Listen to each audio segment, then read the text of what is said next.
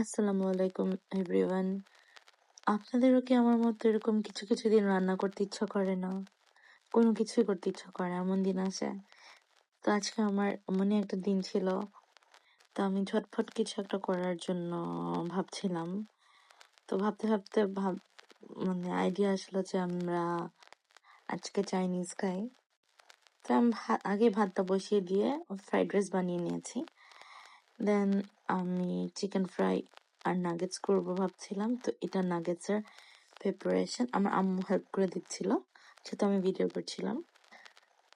তো আম্মু cube cube করে দিয়েছে, অ্যান্ড দেন আমি এটাকে নিয়ে ফার্স্টে ডিমে কোট করেছি, দেন ময়দাতে করে আবার ডিমে দিয়ে, দেন ব্রেড ক্রামস দিয়ে তারপরে ভেজেছি, and this is the outcome. First time আমি নাগেটস ট্রাই করেছি, অ্যান্ড দেন চিকেনটা ম্যারিনেট করে রেখেছিলাম।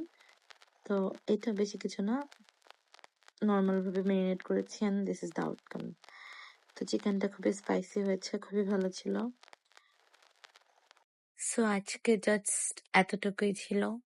This is all for dinner. Thank you. Allah Hafiz everyone.